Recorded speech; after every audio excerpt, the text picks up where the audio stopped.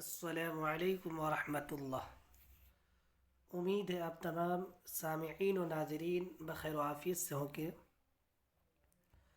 آج کی ویڈیو میں آپ تمام سامعین و ناظرین کا خیر مقدم اور استقبال ہے۔ آج کی ویڈیو کا موضوع جو ہے وہ ہے مثنوی سحر البیان کا خلاصہ۔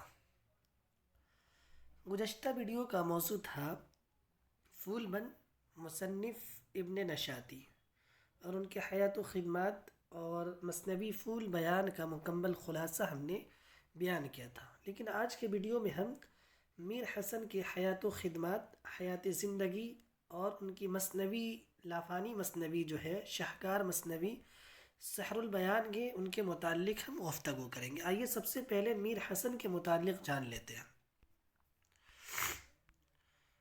میر حسن کا اصل نام کیا تھا؟ میر حسن کا اصل نام میر غلام حسن تھا۔ میر غلام حسن تھا۔ میر غلام حسن یعنی میر حسن 1737 کتنا 1737 عیسوی میں دہلی میں پیدا ہوئے۔ کہاں؟ دہلی میں۔ اگر ہم ان کی وفات کی بات کر لیتے ہیں تو میر حسن کا انتقال 1786 میں لکھنؤ میں ہوئی۔ کہاں ہوئی؟ لکھنؤ میں ہوئی۔ میر حسن کے والد ماجد کا نام میر غلام حسین تھا۔ کیا تھا؟ میر غلام حسین تھا۔ میر غلام حسین تھا اور تخلص زاہق تھا۔ کیا تھا؟ تخلص زاہق، جو اپنے دور کے مشہور و معروف حزب گو شاعر تھے اور ان کا سودا سے چشمک تھا، یعنی ان سے انبن تھا، ان سے مخالفت ہوتی تھی۔ اگر ہم بات کر لیں، میر حسن اپنے والد غلام حسین زاہق کے ساتھ فیض آباد آئے تھے اور پھر آصف الدولہ کے زمانے میں لکھنؤ ہے۔ مصحفی نے کس نے؟ کون؟ مصحفی نے میر حسن کی تاریخ وفات شاعر شیریں بیاں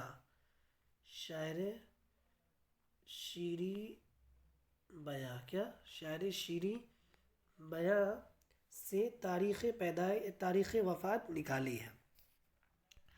اسی طریقے سے میر حسن کی 12 مثنویاں ہیں۔ کتنی ہیں؟ 12 مثنویاں ہیں، جن میں 3 بہت ہی مشہور ہیں۔ نمبر 1 گلزار ارم۔ کیا؟ گلزار ارم۔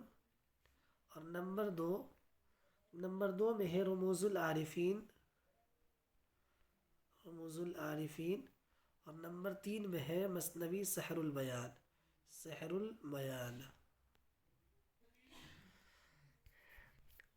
میر حسن نے کل 7 قصیدے لکھے، جن میں سے ایک قصیدہ حضرت علی اور ایک امام حسین کی منقبت میں ہے۔ منقبت اس کو کہتے ہیں جس میں اولیاء اور صحابہ اکرام کی صفت کا بیان کیا گیا ہو۔ 2 قصیدے نواب آصف الدولہ کے مدح میں ہے۔ اسی طریقے سے مثنوی سحر البیان کا جو معنی ہے سحر البیان کا جو معنی ہے سحر البیان یعنی بیان کا جادو، بات کا جادو، بیان کا جادو۔ سحر البیان کو بحر متقارب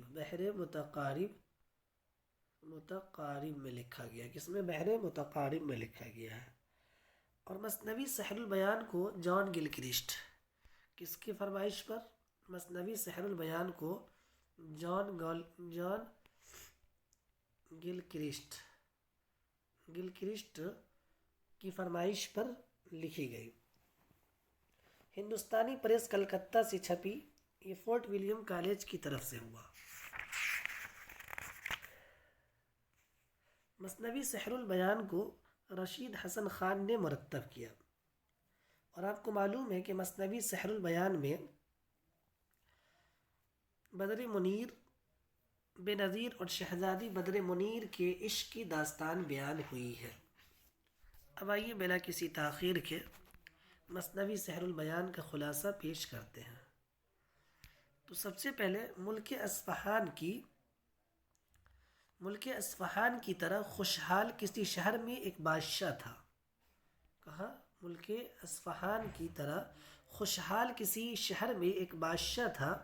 اسے ہر طرح کا عیش حاصل تھا، یعنی ہر طرح کی عیش و عشرت حاصل تھی، مگر وہ اولاد نعمت سے محروم تھا. کس سے؟ اولاد نعمت سے محروم تھا. مایوسی اور نا امیدی کی حالت میں اس نے دنیا ترک کرنے کی ٹھان لی. نجومیوں اور جوتشیوں کو بلا کر مشورہ کیا. کس کو؟ نجومیوں اور جوتشیوں کو بلا کر مشورہ کیا. انہوں نے اس کے یہاں اولاد ہونے کی پیشن گوئی کی. آگے دیکھتے ہیں. اور یہ بھی بتایا کہ بچہ پیدائش کے 12ویں سال آفات و مشکلات سے دوچار ہوگا. گو لڑکے کو جان کو کوئی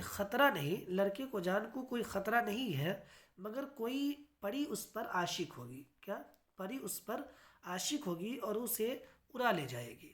نجومیوں کی پیشن گوئی صحیح ثابت ہوئی اور بادشاہ کے یہاں ایک خوبصورت بیٹا پیدا ہوا. اس کا نام بے نظیر رکھا گیا. سارے ملک میں خوشیاں منائی گئی.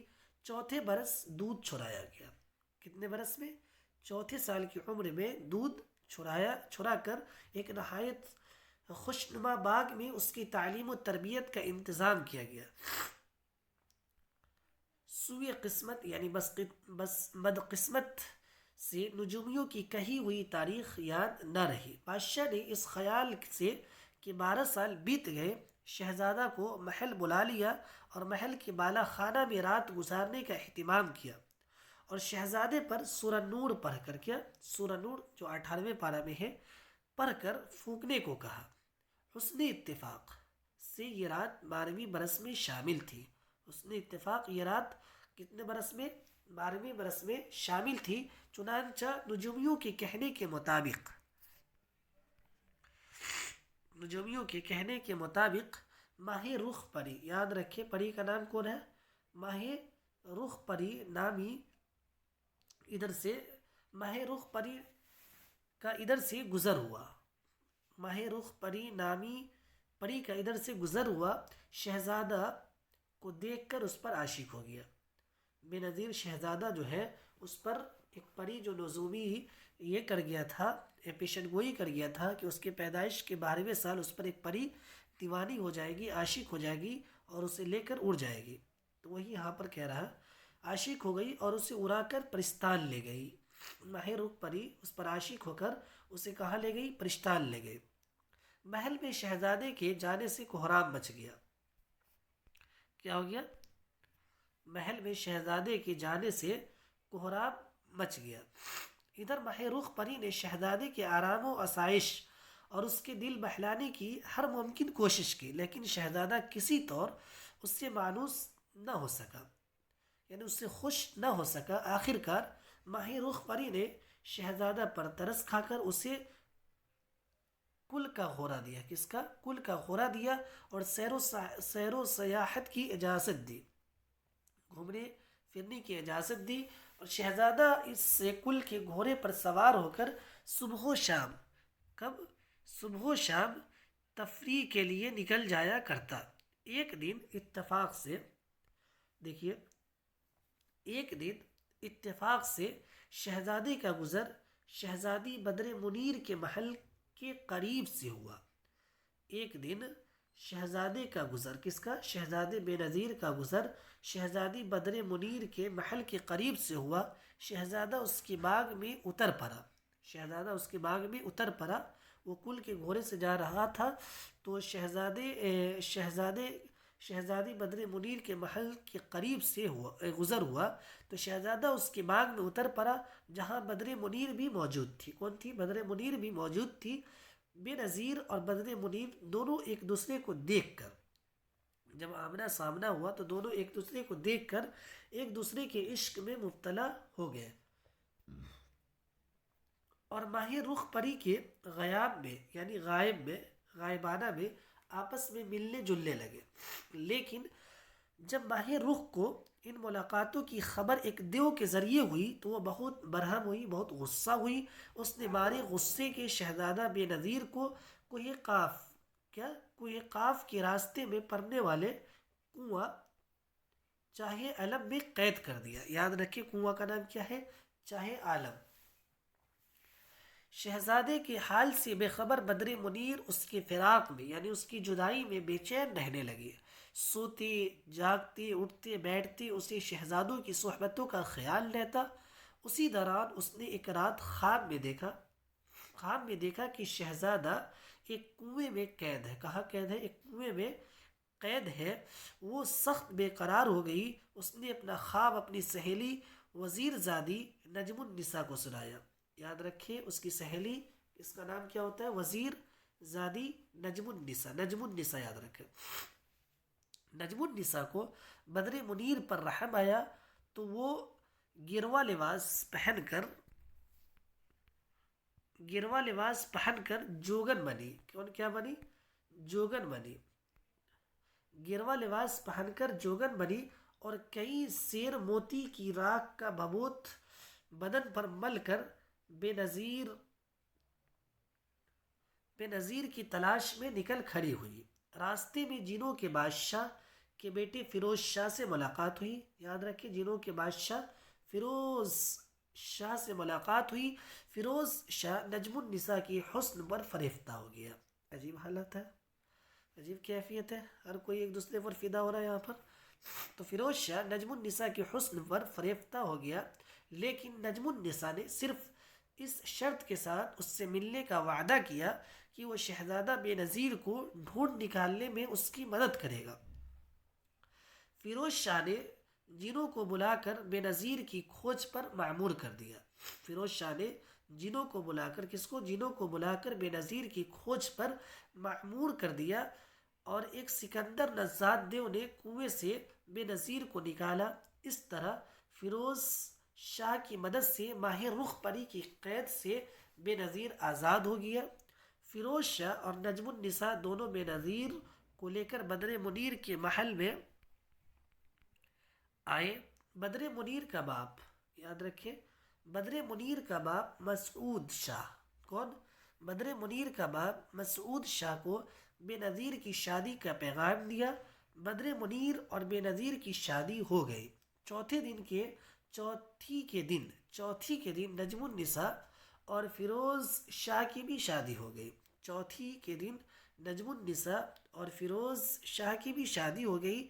شہزادہ بے نظیر بدر منیر کو لے کر اپنے ملک واپس ہوا اور نجم النساء فیروز شاہ کے ساتھ پرستان چلی گئی. تو یہاں پر ہی ختم ہو جاتا ہے مثنوی سحر البیان. اب اس پر مرکزی کردار پر ایک نظر ڈال لیتے ہیں. تو اس مثنوی کا مرکزی کردار، سحر البیان کا مرکزی کردار بے نظیر یہ ہیرو ہوا اور بدر منیر یہ ہیروئن ہوئی. اسی طریقے سے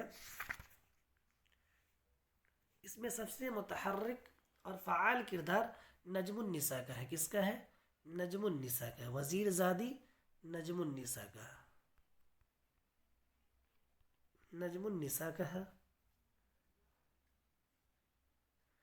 اسی طریقے سے ماہ رخ پری بھی ایک کردار ہے. ماہ رخ پری جو شہزادہ بے نظیر کے عشق میں گرفتار رہتی ہے اور وہی شہزادے کو کنویں میں قید کراتی ہے. اسی طریقے سے فیروز شاہ جو جنوں کے بادشاہ کا بیٹا ہے، وہ اس وقت نجم النساء پر عاشق ہو جاتا ہے جب وہ جوگن کے بھیس میں بے نظیر کی تلاش میں نکلتی ہے. مسعود شاہ جو ہے وہ یہ شہزادہ بے نظیر کا باپ ہے. مسعود جو ہے وہ ہے بدر منیر کا باپ، شہزادی بدر منیر کا باپ ہے. تو یہ چند کردار تھے اور آپ کو معلوم ہے کہ بے نظیر کو 4 سال کی عمر میں دودھ چھڑایا گیا تھا. سب بات میں نے آپ کے سامنے بیان کر دیا ہوں. میں آپ کا شکر گزار ہوں چونکہ آپ نے ویڈیو دیکھا اپنے قیمتی وقت کو نکال کر، اس لیے یہیں پر اب ویڈیو کو ختم کیا جا رہا ہے۔ السلام علیکم۔